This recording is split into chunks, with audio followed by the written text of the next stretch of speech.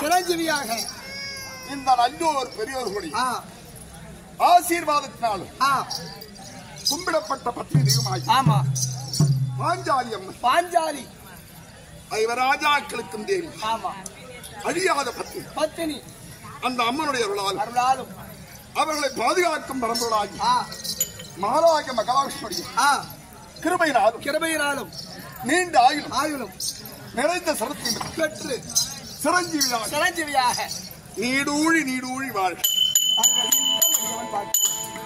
நம்மாலாவது எதுவும் இல்லை, எல்லாம் வல்ல அந்த இறைவன் அந்த அம்பாள் அருள்.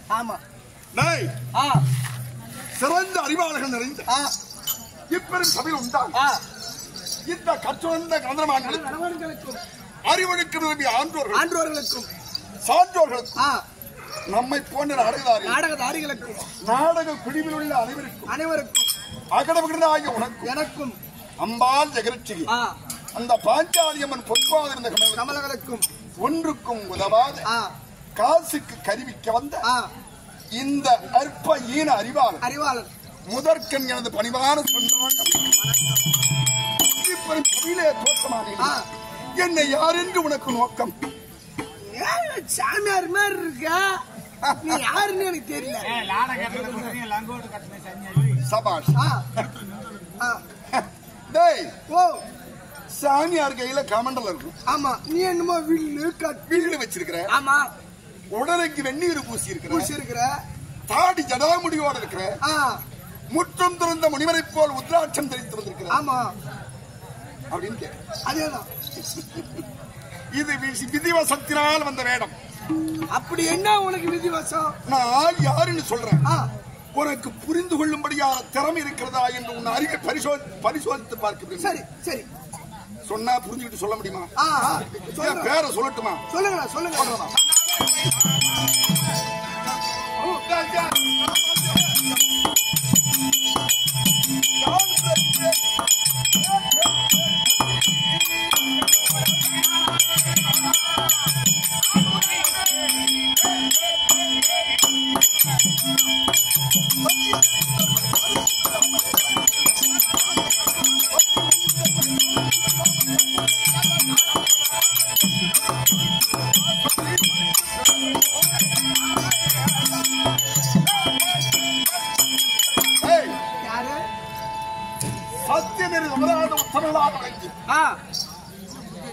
வீட்பருக்கு பேரன், அப்படியாவது வியாசருக்கு நான் பேரன்.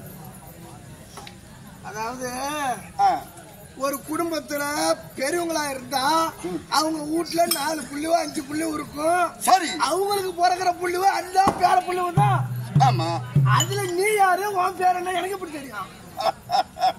நீ மட்டும் 886 வயதுல இருந்திய மர்பீஸ் பாட்சான். அவர் என்ன ஒரு ஆளா? இந்த உலகத்துல இருக்கிற அத்தனை பேரும் அவரை தாத்தான்னு தான் கூப்பிட்டாங்க. எல்லாருமே பேரன் தான். அவருக்கு வயசுல சின்னவங்க தான். நீ பேரன் சொன்ன நான் தான் அவருக்கு பேரன். பின்ன நான் எந்த பேரன்னு கண்டேன் அப்படின்னு நீ கேக்குற. ஆமா, இப்பயாவது புரியுதான்னு பாக்குமா?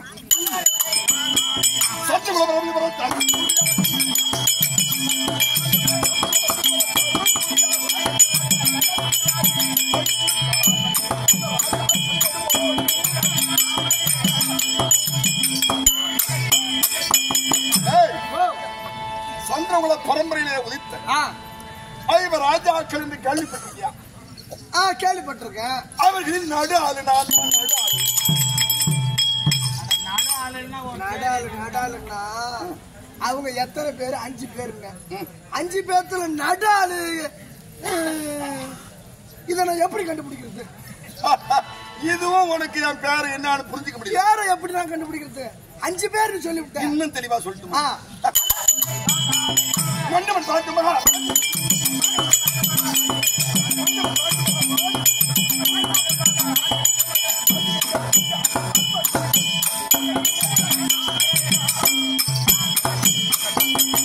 பாண்ட மகாராஜன் பிள்ளைகள் யுவராஜாட்சி தருமன் கேள்விப்பட்டிருக்கான். தருமருக்கு ரொம்ப பிரியமானவன். எத்தனை தம்பி இருந்தாலும் அதுல நான் மட்டும்தான். அவங்க தம்பி 4 பேரு. ஆமா, அதுல நீ யாரு? இப்பவும் உனக்கு புரியுதியா? ரொம்ப நெருக்கமானவனா? ரொம்ப நெருக்கமான இருக்கும். எனக்கு உண்டான பெயர் வரிசை சொல்றேன். அப்பயாவது புரிஞ்சுக்க முடியான்னு பாக்கலாமா? சொல்லி பாரு, புரிஞ்சுக்கிறேன். நான் பாக்குறேன். சரி,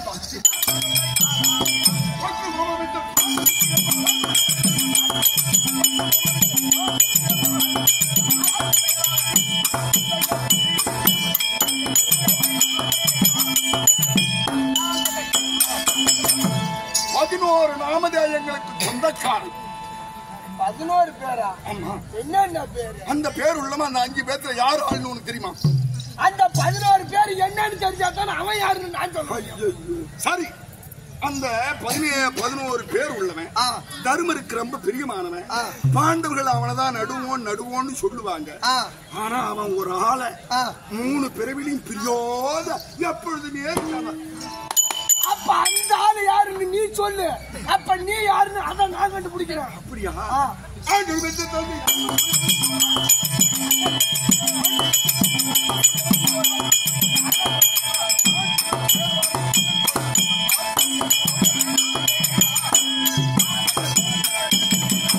இந்த உலகையே ஓரடியால் அளந்தாரே யாரு? ஆதிமூல பொருளாகிய ஸ்ரீமன் நாராயணன். அவரும் இந்த ஆள் சொன்ன இப்ப நான் நடால் நாங்க 2 பேரும் 3 யுகமா முப்பிரவியும் பிரியாத ஆள்வர். இப்பயாவது நான் யாருக்கு தெரியும்? நான் பெருமா கோயிலுக்கு போயிருக்கிறேன். பெருமா கோயில் அவர் பக்கத்துல ஒரு குரங்கு கூட தான் இருக்குது. பெருமா கோயில்ல ஆஞ்சநேயர் இருக்கும். நீ என்ன குரங்கான்னு கேக்குற? ஆஞ்சநேயரான்னு கேட்க வந்து அப்புறம் நீ அப்புறம் பக்கத்திலே இருப்ப நெருக்கமா இருப்பா யாரு? 3 பிறவிலையும் ஆஞ்சநேயர் இல்லடா. நான் அவரு கூட நாங்க 2 பேரும் ஒன்னாவே தான் பிறக்கிறோம். ஒன்னாவே தான் இருப்பேன் எப்பவுமே. நான் தான் அந்த அளவுக்கு இன்னும் படிச்சவன் இல்லையே. கசக்கி பாக்குமா? சரி, எனக்கு 8 கொண்டாட்டி இருக்காரு. அந்த பேரையாவது சொல்றேன். அப்பயாவது உனக்கு பேர் புரிஞ்சான்னு பாக்கலாம். அந்த பொண்டாட்டியா? சொல்லு.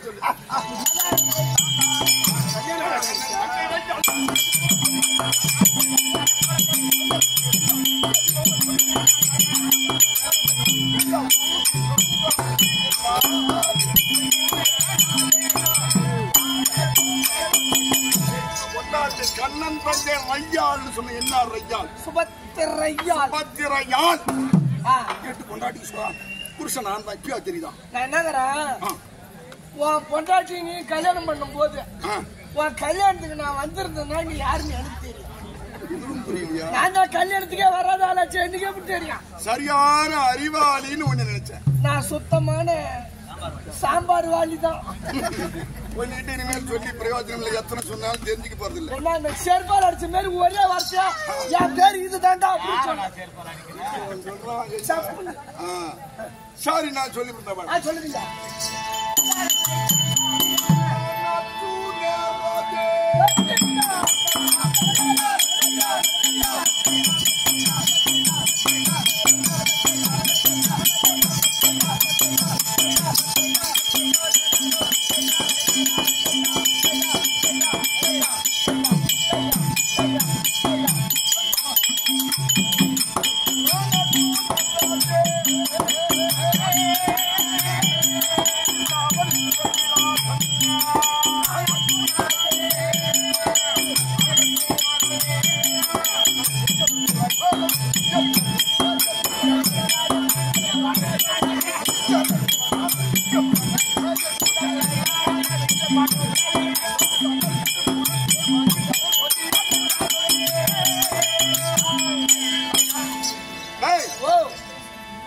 அர்ஜுனன் என்பவன் யானே? அர்ஜுனனா? ஆமா. அர்ஜுனன் சொல்றீங்க, இப்படி சாமியார் மாதிரி வந்திருக்கீங்க. ஏண்டா நான் கேள்விப்பட்டிருக்கிறேன். என்னன்னு? ஐசியும் தின்னுட்டு டீயும் குடிக்கிறாங்க. ஏன் தப்பா குடிக்கிறான்? 2 நாளைக்கு லீவு, அதனால. அர்ஜுனன்னா நம்ம கேள்விப்பட்டிருக்கிறோம். இல்ல, முன்னிலும் பின்னழகை, முதுகிலே மைத்திரேகை, பல்லிலே பழுத்துவேனை, பாதத்திலே செந்தாமரை, 32 லட்சமும் பொருந்தியவரா அவரு. பார்த்தா எங்கே யாசகம் எடுக்கிற மாதிரி அகத்திய முனிவர் மாதிரி தாடி தப்பட்டு வச்சிருக்காரு. ஈக்கு எங்க இருக்க விஷம்? தலையில. ஈக்கு தலையிலே விஷம், எரிந்தேலுக்கு கொடுக்கிற விஷம், பாம்புக்கு வழியிலே விஷம், வழியில விஷம், சொல்லிலே விஷம் கொண்ட சண்டால பாதுகாங்க. எங்கள் பங்காளி கொடுமையினால் வந்த விதிவசத்தினால் வந்த வேஷம் இது. விதிவசம். பாவி துடியன் செய்த கொடுமைகள் எல்லாம் இளமை முதல் கொண்டு இன்னார்கள் சொல்ல முடியாது. கொடுமைகள் எல்லாம் மாமா கோபாலக்கன் அருளால் சூரியனை கண்ட பனிபோல் விளைத்து சந்தோஷகரமாக அவன் காட்டி ஈச்சங்காட்டி அழித்து இந்திர பிரசன்னங்களை உருவாக்கி நாரதர் வார்த்தை போல தந்தை சொர்க்கம் செய்ய வேண்டும். ராஜ்சூயாகம் செய்ய துரிதோதனன் வர அறிவுக்கால் மோதி விட அதை பார்த்து பாஞ்சாலிகளை ஆட்டாக நகைத்து வினயமாக நினைத்து பஞ்சகமாக தன் மகன் லட்சுமகுமாருக்கு புனூர் கல்யாணம் எங்களை விருந்துக்களை அழைத்து ஒன்றும் அறியாது அப்பாவி அண்ணன் தருமரை சூதாட்டத்தில் அமரச் செய்து பொழுதுபோக்காக பாட்சியாளர் பத்தியம் நாடு ராஜ்யம் முத்துச்செட்டி வரவோடு அண்ணாக்களின் முதல் சகலத்தையும் இழந்து தன்னையும் இழந்து தம்பிமார்களையும் இழந்து கட்டிய மனைவி அக்னியிலே பிறந்த யாக பிரசாதம் பத்திரி பாஞ்சாலியில் சூடாக்கி பெண் என்று பாராமல் பாவி பார சபையிலே ராஜர்கள் சூழ்ந்த இடத்தை அவமானம் செய்தார். மாமன் மாறாத அட்சய கோயிலுக்கு துயில் கொடுத்து கோபாலக்கண்ணன் மானம் காத்து ரசித்தான். துயில் விழுந்தவன் துவண்டு விழுந்தான். ஓ பாண்டவர்களே, உங்களுக்கு நாடு வேண்டுமானால் பணம் 12 ஓராண்டு அக்கியாந்து வச்சு வந்தால் நாடு என்றான்.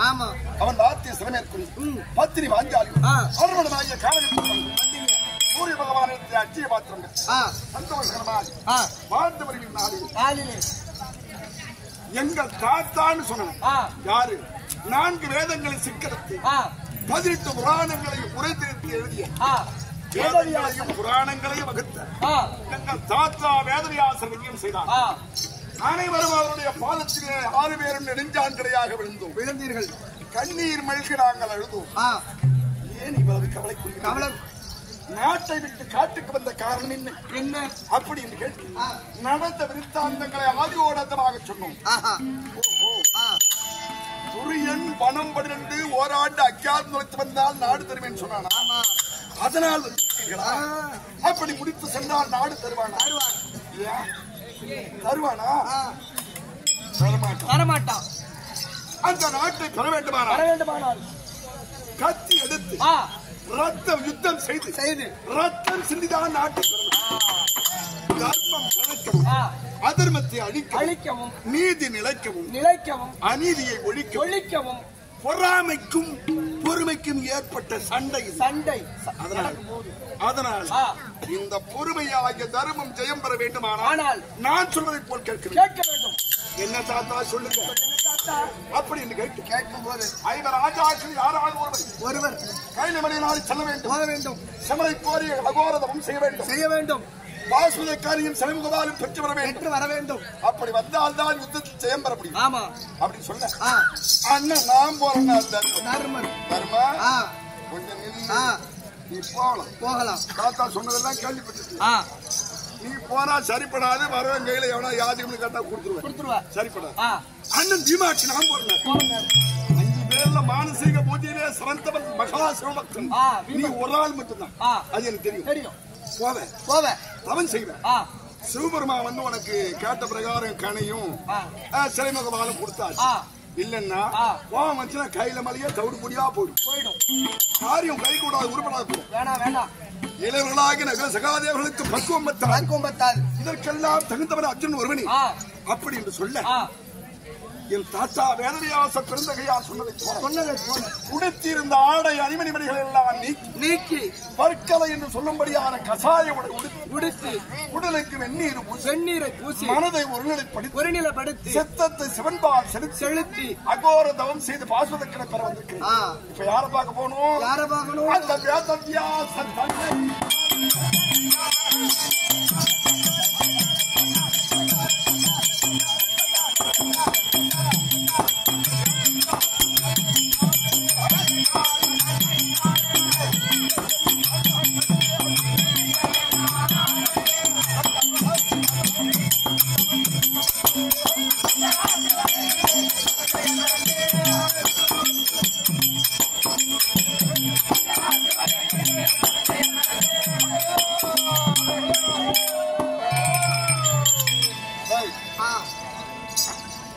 எங்கள் தாத்தா வேதவியாச பெருமாள் இருந்தார்.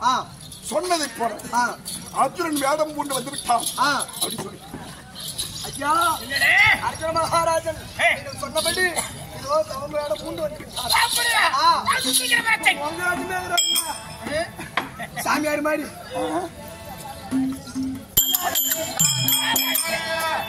புனிதாதாரே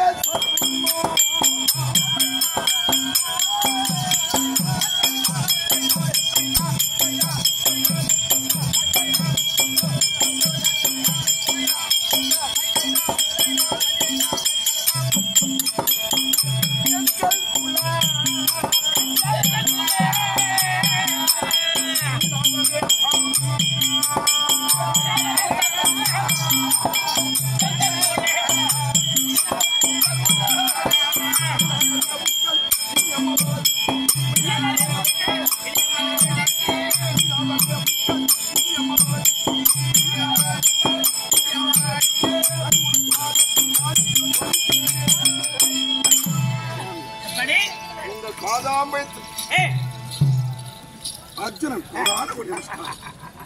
சுபிட்சமாக நீடுகுழி காலம் வாழ்வாய் வளருவாய் சுவாமி பாதம் பணிந்து நின்று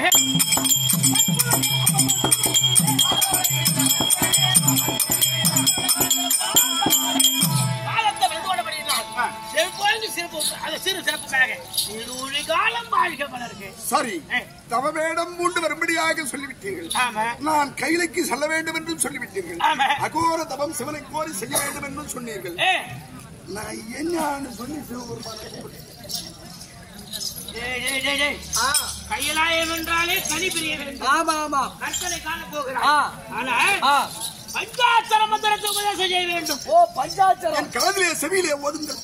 பஞ்சாட்சர மந்திரம் ஓம் நமச்சிவாய நமக ஓம் நாயந்தாள் வாழ்க இமை பொழுதும் எங்காதான் வாழ்க ஓம் நமச்சிவாய நமக ஓம் நமோ நம சிவாய உமாபதி சூரபாதி ஓம் நமோ நீலகண்டா ஓம் பரம் ஜோதி பாபா எனும் பொருளை தபத்திற்கு இறங்கி வந்து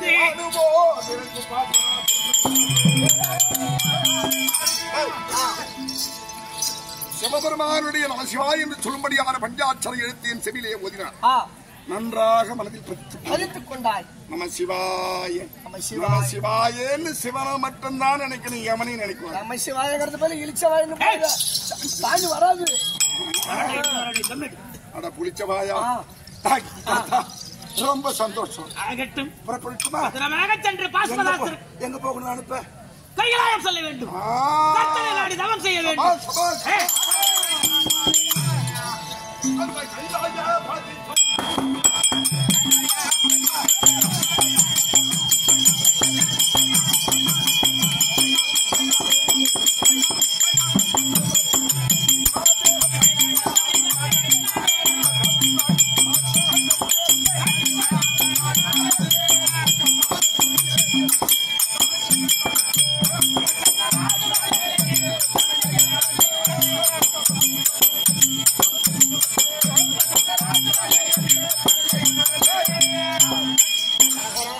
கைலாயம் போயிட்டு யாரை பார்க்க போறோம்? சிவனை பார்க்க போறீங்க. அந்த அரண் தள்ளி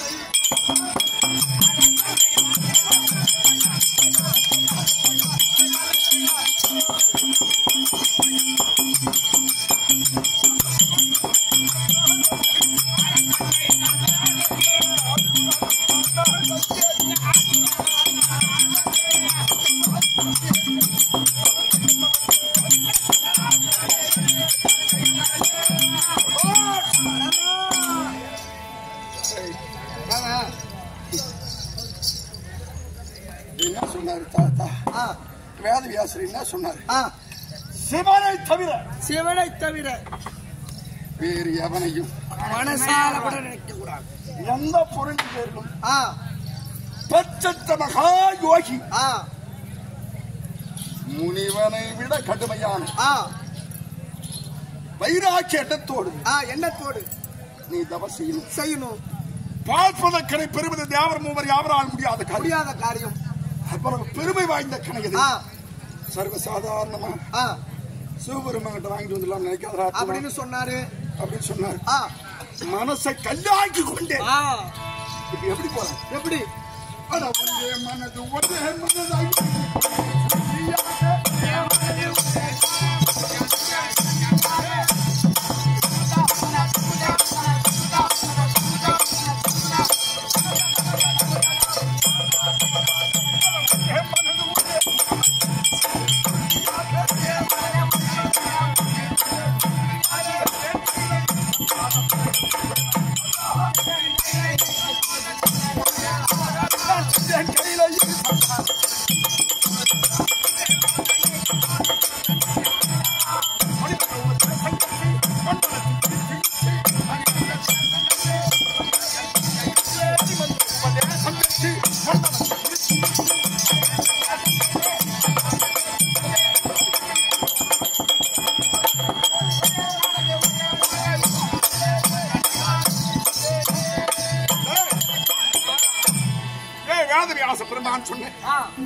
மணிமந்திரமாகிய நம சிவாய என்று சொல்லும்படியான பஞ்சாட்சரத்தை மனத்திலே பதித்து சுருதினா என்ன?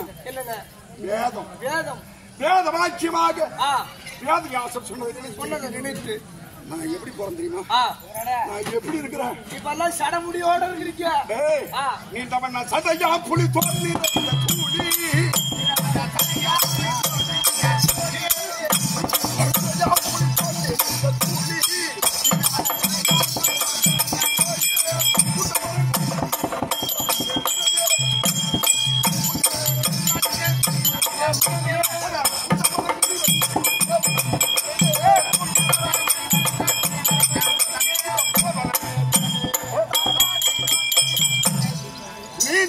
முடியாதது தாடி எல்லாம் நான் போறீங்க. எப்படி போறேன்? பாவி சண்டாளா துரியோதனா ஐயோ நம்ம நினைச்சா மனசு தன்னால நினைக்க சொல்லுறேன். அவன் பண்ண வேலை ஐயா மறக்கணும்னு நினைச்சாலும் என்னால மறக்க முடியல. என்ன என் மனசு நினைக்க தெரியுமா? அவர் சொன்னாரு எதையும்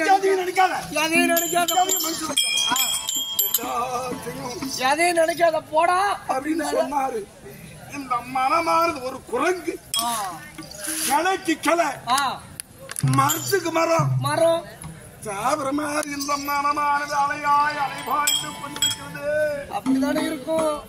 சிஷியா, சுவாமி நான் என்ன நினைக்கிறேன் தெரியுமா? ஐயோ ஐயோ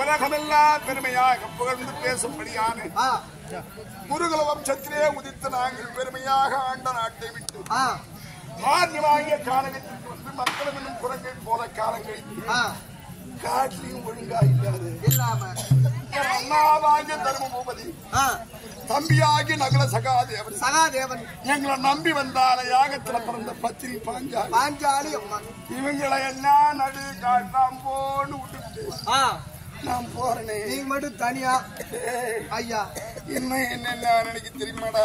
என்னங்க? என் கோத்திரத்தில் உள்ளபடி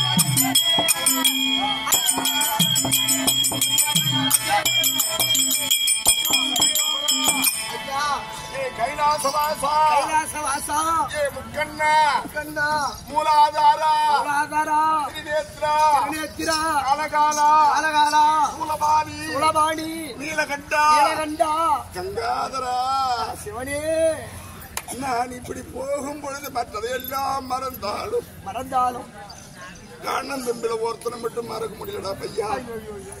யார் தெரியுமா? அரக்கு மாலையை கட்டு எங்க அண்ணன் மீமாட்சி மட்டும்தான் தெரியும். அவன் அரக்கு மாலை கட்டியதும் அழைத்து தூக்கும் போது எங்களை நெருப்பு போயிட்டு சாம்பலாக்கும்படியாகும் அந்த புரோஷனம் செய்த அத்தனையும் எங்க அண்ணன் வீமனுக்கு மட்டும்தான். வீமன் ஒருவனுக்கு தெரியும். அதை எங்கள் யாருக்கும் சொல்லாமல் படிக்கு எந்த நாளிலே எந்த நேரத்திலே எந்த நக்குலத்திலே எங்களை கொளுத்து திட்டம் போட்டாரோ யாரு அந்த எங்களை கொல்ல வந்த புரோஷனை தோங்க வைத்து அண்ணா வாகிய தருமரை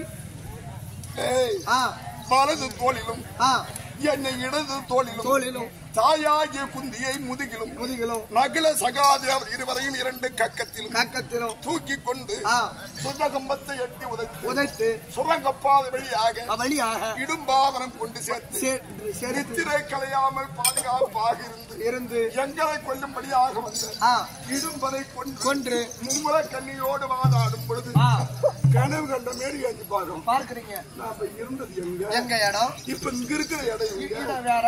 என்னடா தம்பின்னு கேட்டா நடந்தது போறான்னு சொல்றா. எங்க அண்ணன் கேட்டது பாடு எங்க அண்ணன் வீமன் சொல்றான். அப்படி யார மறந்தாலும் எங்க அண்ணன் வீமனை மறக்க முடியலடா. அண்ணன் தம்பி பாசம் அட மதகாரிய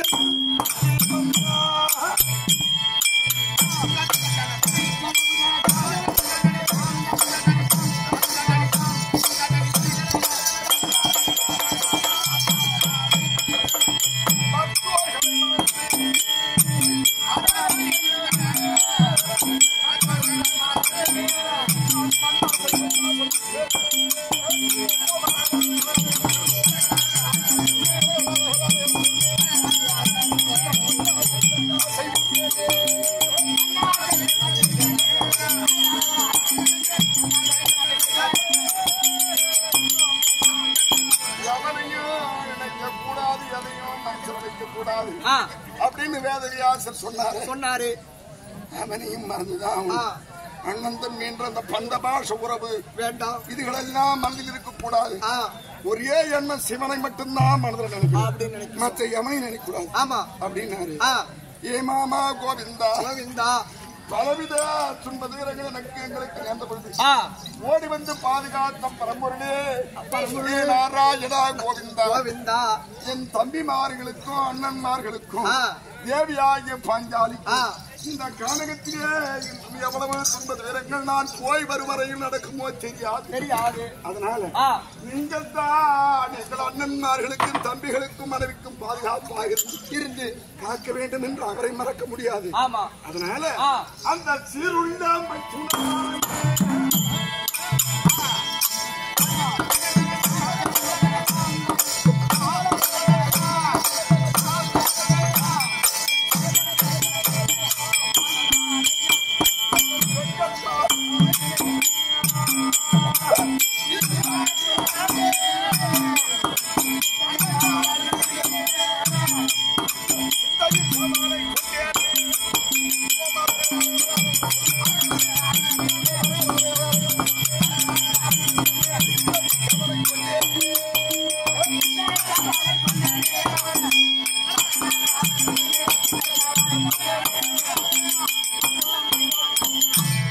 மாமா கோவிந்தா நாராயணா நீங்கள் இல்லை என்றால் ஐவராஜாக்களும் இல்லை.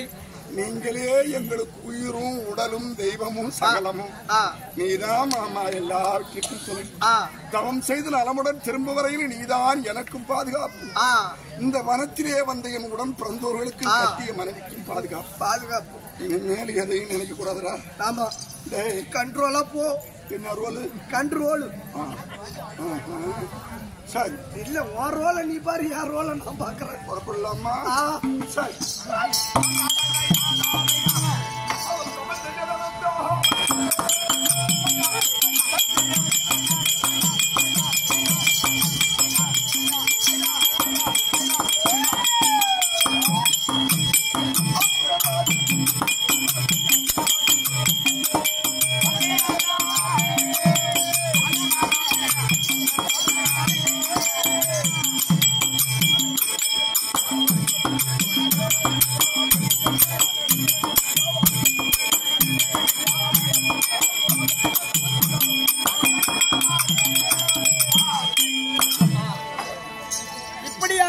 மகாராஜராகப்பட்டவர் வேதவியாசர் சொன்ன வார்த்தையின்படி தன்னுடைய ஆடை ஆபரணங்களை நீக்கி நவவேடம் உண்டு கைலங்கிரியை தேடி செல்லும் நேரத்தில் இதோ பகவானாகப்பட்டவர் அவரை சோதிக்க வேண்டும் என்ற எண்ணத்திலே இதோ மோகினியாக தற்பார்.